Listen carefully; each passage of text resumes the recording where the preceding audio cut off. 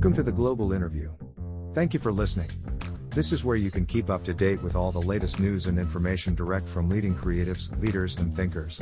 We can help to keep you right up to date with all the latest information from interesting people who make a real difference in this globally connected world. You can find out more about the show at theglobalinterview.com. Enjoy the episode. Fintan MC Kiernan, CEO at Ideal Systems C.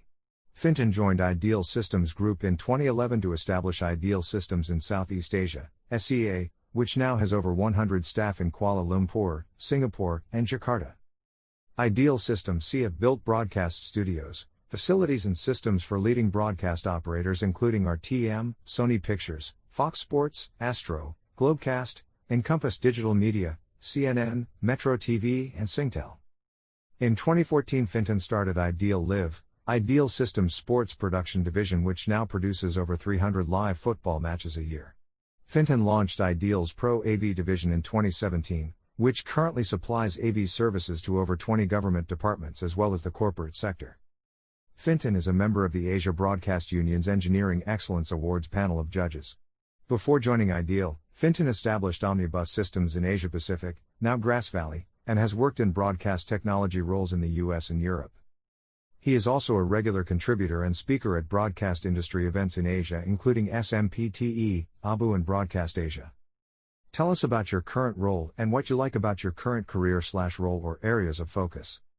What I really like about my current career is the excitement of building a business in Asia, and the challenges involved. Not least managing unforeseen issues like COVID-19, which keeps my role dynamic and interesting. I joined Ideal Systems in 2011 to start their business in Southeast Asia, SEA, by establishing a new hub office in Singapore. At that time Ideal Systems was a broadcast media technology service company with an HQ in Hong Kong and offices in China and India. Today, after 9 years, from starting with a laptop and working out of Starbucks in Singapore, my team consists of over 100 people working out of our offices in Malaysia, Singapore, and Indonesia. And our scope of the business has expanded to include cloud services, software development, live sports production and Pro AV technology services for corporate and government and medical sectors. What inspires you, motivates you, helps you to make each day count? I have a bit of inner geek, so science and technology inspire me and what we can do with emerging technologies. A bit of geek is a good attribute to have for my work. A lot of my role is looking forward to where our business and industry are going and trying to reverse engineer that future to see what nascent technologies today will make a big impact tomorrow so we can stay ahead of the curve. On the personal side, I remember being a teenager and learning the meaning of Latin phrase carpe diem, and it really resonated with me. I think I even printed some letterhead writing paper with carpe diem incorporated like a coat of arms motto. Of course, this is when teenagers still wrote letters. Although I dropped the motto in 1989 when the phrase went mainstream after being featured in the Robin Williams film Dead Poets Society. A few years after that I had a major motorcycle accident in Tokyo which was nearly the end of me, but after 14 operations I was put back together pretty well and got back to life as normal. However, I did notice after the months laid up in the hospital, that the term carpe diem did not just resonate with me anymore, but faced with the reality of my own mortality I had become the embodiment of carpe diem. That stuck with me very much to this day, to make every day count, because tomorrow is not promised. I was never shy, in fact, I was always pretty extroverted, but after the accident that got amped up to 10, still being alive was my motivation. In hindsight, I guess I had an acute realization of the value of life, something that many take for granted. Outside of your professional work area, what hobbies or interests do you have, or what other areas of your life are of real importance to you? I guess when you run your own business, the work/life balance blurs a bit. But I do try to have some not work-related activities. They change with my environment. When I lived in Kuala Lumpur, for example, I did a lot of hiking in the jungles and mountains. In 2010 I organized a group to climb Mount Kinabalu, which is one of the highest mountains in Southeast Asia. Afterwards, we went to visit some of the schools that we had raised funds for. That was heart-touching and heart-wrenching simultaneously. But I do urge anybody who gets the chance to support a charity to try and see the other side, witness what the charity actually does in action. To do so will change you, it will make you a better person, and with me, there is lots of scope for that. When it comes to your life-chosen career, is there a phrase, quote or saying that you really like? Well, I'm not sure I chose my career. It chose me, I think. I'm also not sure I have a favorite phrase but I have a word. It was the title of an Otis Redding song from 1965 that Aretha Franklin made famous a couple of years later. Respect. This is a big one for me: respect for others, respect for differences. I think if you do a root cause analysis of many of today's problems, it will come back to respect or lack thereof. I have built and led a very diverse team of people with different religions, ethnicities, cultures, and orientations. The fundamental principle that makes my team work so well together is respect. Not just my respect for them or vice versa, but mutual respect between everybody in the entire team. This is particularly important in a services company. We don't make anything. We don't have a tangible product, our people are the product. That team needs to be effective. Asia is a hyper-competitive market. The effectiveness of your team can determine your competitiveness, ultimately can determine if your business survives. A team built on respect will collaborate, better synergize their abilities, and ultimately, if we are lucky and a bit smart, provide us with a competitive advantage. What are you most proud of in your life? The people in my life. Family, friends and colleagues. Over the years, I have had the honor to work and play with some incredible people across the globe. That rich experience weaves a great life tapestry, one that I am proud of. What do you wish you had known when you started out? This is a difficult question. If I had a time machine and went back to the future style to a younger me to give some advice, most likely that advice would change the direction of my life and thus I would be in a different place right now. This is the time travel paradox. For me, I guess I'm lucky, as I really wouldn't like to change my life. Every aspect has led to the next stage of development, and it's been an incredible journey so far, hard knocks and all. In fact, sometimes the hard knocks have been the best learning experiences. That said, one thing that I would do differently, and I urge all young people starting out to do if they can, is set up a rainy day fund and try to save a little from a young age. For most of us, we never feel we have enough money, but again, for most of us, we could have 1 or 2 less Starbucks coffees in a week and set that money aside. Invest that in a way it earns some interest: savings account, building society, stocks if feasible. Keep adding a little, and if you start this young enough, it will turn into a considerable amount. Become financially aware. They don't teach this in school, but there are lots of books, like Rich Dad Poor Dad by Robert T. Kiyosaki. If you don't read many books, then the ones that you do read need to count. Perhaps you never have that rainy day, and well, perhaps you do, but you can't go back and start that when you're older, even if you have a DeLorean. Who do you most admire in business, academic or creative circles? Wow, so many people. I'll keep this answer mainstream, so people know who I'm talking about. I'm a business person, and I guess business is my hobby too, so I tend to admire a lot of business people. My business heroes du jour are people like Henry Ford, Elon Musk, Reed Hastings, and Ray Kroc. The commonality between them is their innovation, persistence, and determination. In each case, they have created an empire or empires in entirely new markets. I love that, and I love that they've invented or created the market. By definition, they are leaders, because they had nobody to follow. They wrote the book because there was no book. That sort of blue sky thinking and beating insurmountable odds, to me, is amazing. On the other side, and this harks back to spending the best part of a year in hospital, I have a huge admiration for nurses and caregivers around the world. They literally do the heavy lifting in our society, almost always underpaid and all too often underappreciated. They are angels that walk amongst us. Respect nurses and caregivers. What companies, brands, or institutions do you like or do you think are getting it right? I think green energy like solar, wind and tide is vital for the future of our planet. We must get off our carbon fuel addiction. New and emerging companies in this space should be confident of a great opportunity in a growth market that is also doing some good. Tesla is an obvious one here, not just for killing the market for internal combustion engines in vehicles but for advancing battery technology. This is where we can make great leaps in the near future. We can create massive amounts of green energy, but until we can store it and distribute it when we need it, we will still be burning oil and our planet. What is the best advice you have ever received? Never buy a cheap motorcycle helmet. What drives or motivates you each day in a work environment? Innovation. On a good day, we design a new system for a customer. We get to feel like an inventor. I'm driven by the notion that we can harness new technology to make things better, make our lives better, and make the world a better place to live. What are your thoughts on the future of social media? This is a divisive topic as there are good and bad aspects to social media. One could easily do a full thesis on this answer alone, but I'll keep my response brief. Are social media companies good or bad for society?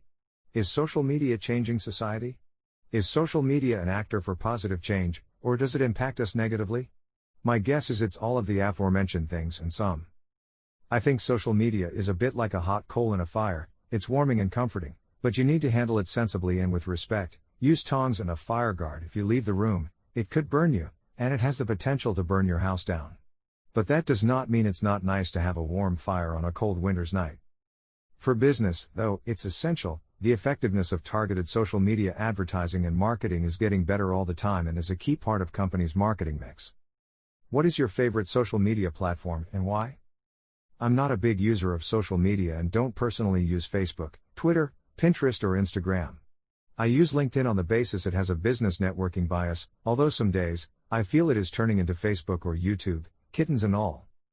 For business, I use targeted marketing with Google and Facebook and leverage their algorithmic targeting and positioning of our adverts to best effect. We review, revise it and recalibrate our social media marketing on an ongoing basis.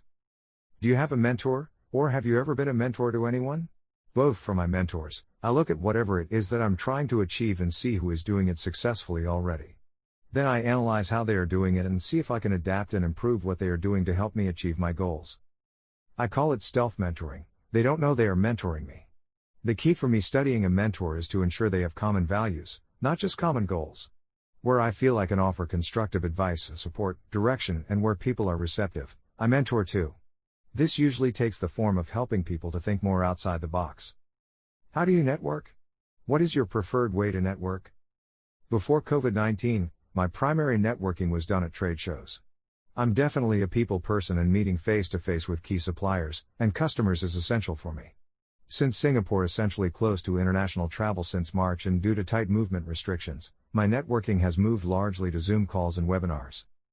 COVID-19 has massively catalyzed the use of video conferencing, and in fact, I have found that it's proving even more efficient than traveling to trade shows. With video conferencing, I get one-on-one meetings that are virtually face-to-face, and unlike on the floor of a trade show, the participants are relatively undistracted. No time wasted on flights, taxis and hotels, no jet lag. I can use the saved travel time to be more productive on other things. It's been a good experience. I think for a lot of companies there will be a big rethink about how they operate, about work from home, video conferencing and business travel. What advice would you have for someone looking to get into the same area of work? The pace of technological innovation is increasing, and therefore the opportunities therein will increase too. Migration to cloud-based systems is only starting and has a long way to go for both the broadcast TV and pro audiovisual industries. If anybody is getting into an industry or a career, getting into a growth industry is like swimming with the current. What do you feel is the most common reason for people failing or giving up? People give up because they are afraid to fail. They are afraid to go too far down the rabbit hole in case it's a dead end. I think we are all bred to be afraid to fail. From a young age, when we are in school, a fail is the end of the world. It sticks with us, fear of failure. Therefore many people take the route with less risk, less opportunity to fail. If you don't try, then you can't fail. That is the failure, not trying, not taking the risk. Failure for me is not a bad thing. It's a good thing, it is learning. The key is to keep trying, either the same thing in a different way or something different. Even today I fail regularly. I will try new business initiatives, not all of them work, some will fail. I believe in failing fast and moving on. If it's not going to work, don't flog a dead horse, learn and move on. How do you define success, and what lessons have you learned so far that you could share with our audience? I guess for me there are two types of success, business success and life success. Ultimately success is achieving both simultaneously. The common misperception is that success is all about money. I know plenty of wealthy people who are not even slightly happy. I know plenty of wealthy people who are not healthy. Monetary success is very different from success. For me, success equals happy, healthy, and humble. I can see a few people that know me laughing at the last one, but humbleness, humility, and respect clump together to make a person better and make the people around them better. Not everybody is humble all the time, but we can try to be humble all the time. Remember what I said earlier, failure is good so that you can fail a bit too, but keep trying. What skills do you feel have helped you to become successful? Humor and Zen. Over the years, I have diffused many deal-breaking scenarios with a timely injection of humor. Life is serious enough, lightening the mood is always good. The ability to be Zen on demand. I pull this one out every now and then, it always catches people by surprise. In business, as in any situation in life, sometimes things go wrong, sometimes things go terribly wrong, and sometimes it's a calamity. This is where having Zen on demand is a game changer. Just at the point when everybody is panicking, The chickens have lost their heads and are running around. That's when I hit the Zen button. Deep breath, sit back, relax, and switch from stress mode to becoming cool, calm and collected.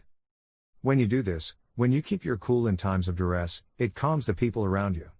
The chickens stop running and recapitate themselves, solutions, workarounds, the plans emerge, and before you know it, the fire has been extinguished or at least brought under control. Anything else you would like to share with our audience? Looking back, I guess this was an alternate answer for the fourth question. I like watches, and I have a few, not enough to make me a collector. My favorite is an Italian watch made of bronze with the bezel inscription Memento Audir Semper, which was the motto of a special elite diving unit of Italian Navy in World War II. It essentially translates to remember to always be bold, daring/brave. I really like this motto, for business and life. It's essentially the inverse of there is nothing to fear but fear itself, but the latter term tells you what not to do. My watch reminds me what to do, or at least what to try and do. Is there anything new that you are working on or involved in that you would like to share? Always. On our broadcast technology side, we are working on some industry-leading cutting-edge cloud technology that radically changes television broadcast video workflows and operations. This will have many applications and will fundamentally change the technology that broadcasters use globally. Thank you for listening to this interview on The Global Interview. You can join the Global Interview newsletter at theglobalinterview.com. Thank you for listening to this episode from The Global Interview. We appreciate your support. If you would like to find out more, please visit theglobalinterview.com.